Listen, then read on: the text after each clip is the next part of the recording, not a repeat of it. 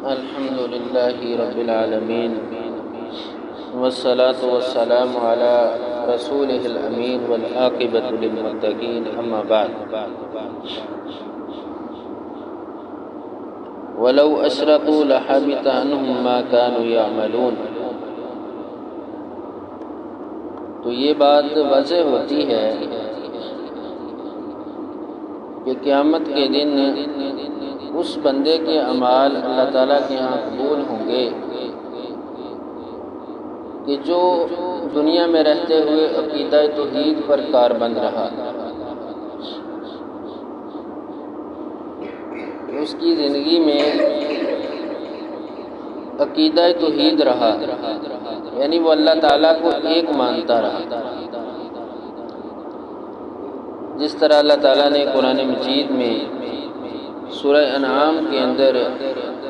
جید انبیاء کرام علیہم السلام کا ذکر کیا اور ایک ایک نبی کا نام لیا، جن میں خلیل اللہ اور صفی اللہ بڑے بڑے انبیاء کرام علیہم السلام موجود تھے۔ فرمایا وَلَوْ أَشْرَكُوا لَحَبِطَ عَنْهُمْ مَا كَانُوا يَعْمَلُونَ، اگر ان انبیاء کرام کی اعمال میں بھی شرک آ گیا یا شرک ہوتا تو ان کے اعمال بھی برباد ہو جاتے، ختم ہو جاتے۔ یعنی اللہ تعالیٰ نے قرآن مجید میں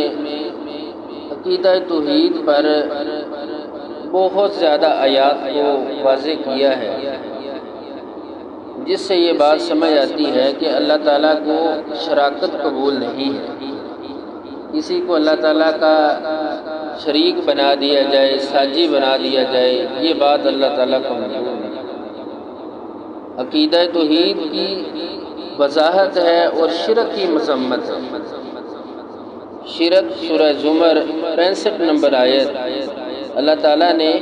اپنے نبی امام الانبیاء محمد رسول اللہ صلی اللہ علیہ وسلم کو مخاطب کر کے یہ بات واضح کی کہ وَلَقَدْ أُوحِيَ إِلَيْكَ وَإِلَى الَّذِينَ مِن قَبْلِكَ، کہ اے نبی تمہاری طرف اور جو تم سے پہلے انبیاء کرام گزر چکے ان کی طرف وحی کی جا چکی ہے، ان کو یہ بتایا گیا ہے کہ لَإِنْ أَشْرَكْتَ، کہ اگر تمہارے عمل میں شرک ہوا تو لَيَحْبَطَنَّ عَمَلُكَ، تو وہ عمل جو ہے وہ ضائع ہو جائے، وَلَتَكُونَنَّ مِنَ الْخَاسِرِينَ، اور تم پھر خسارہ پانے والوں میں، گھاٹا پانے والوں میں ہو جاؤ۔ دیکھیں یہ کتنی واضح آیت ہے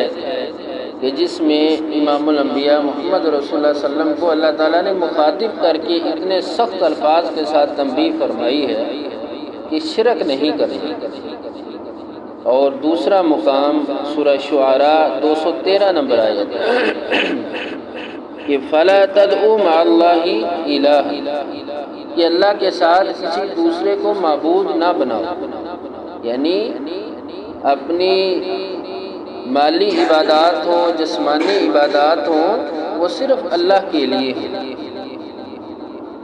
جسمانی عبادات نماز، روزہ، زکوٰۃ، حج، ٹھیک ہے، یہ اللہ کے لیے، اور مالی عبادات میں زکوٰۃ ہے، حج بھی ہے، اسی طرح صدقہ خیرات، نذر و نیاز، قربانی، ساری چیزیں اللہ کی ذات کے لیے ہونی چاہیے، کسی دوسرے کے لیے نہیں۔ اگر کسی دوسرے کے لیے کوئی چیز آ گئی یعنی توحید میں شرک کی آمیزش ہو گئی تو اللہ تعالیٰ نے آپ صلی اللہ علیہ وسلم کو مخاطب کر کے فرمایا فَلَا تَدْعُوا مَعَ اللَّهِ إِلَٰهًا آخَرَ، کہ میرے ساتھ کسی دوسرے کو معبود نہیں بنانا، فَتَكُونَ مِنَ الْمُعَذَّبِينَ، اگر ایسا ہو گیا تو پھر تم بھی عذاب پانے والوں میں شامل ہو جاؤ، یعنی جن کو اللہ کا عذاب ہوگا اے نبی تمہارا شمار بھی ان میں ہو جائے۔ تو یہ دونوں آیات بلکہ اس سے اوپر والی آیت یہ ساری ملا کر یہ بات واضح ہوتی ہے کہ اللہ تعالیٰ نے اپنے پیغمبر سید المرسلین امام الانبیاء محمد رسول اللہ صلی اللہ علیہ وسلم کو مخاطب کر کے فیصلہ کن اور دو ٹوک انداز کے ساتھ اللہ تعالیٰ نے یہ بات واضح کر دی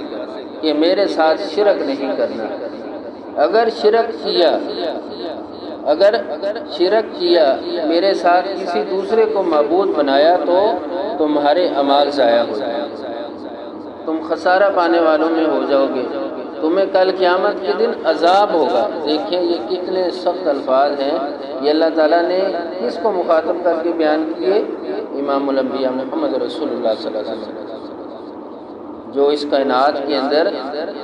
سب سے زیادہ اللہ تعالیٰ کے محبوب تھے، ان سے یہ بات واضح کی ہے۔ ان کے لیے اللہ نے اتنے سخت الفاظ سے تنبیہ فرمائی ہے، تو میرے اور آپ کے لیے کیا اس میں نرمی ہو سکتی ہے؟ کیا اس میں کوئی گنجائش ہے کہ ہم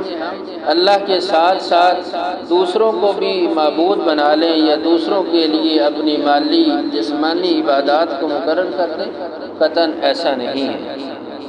اگر ایسا ہوا تو اللہ تعالیٰ نے جس طرح میں نے کل بیان کیا کہ یہ زمین برابر سونا اللہ کے راستے میں بندہ دے کر یہ بات سمجھے کہ میں اپنی آپ کی بخشش کروا لوں، تو پھر ایسا نہیں ہوگا جس بندے کے اعمال میں شرک ہو، اور اسی طرح وہ مر گیا۔ اور دوسری حدیث سے، دوسری آیت سے یہ بات بھی واضح ہوئی کہ زمین و آسمان کے خلا کے برابر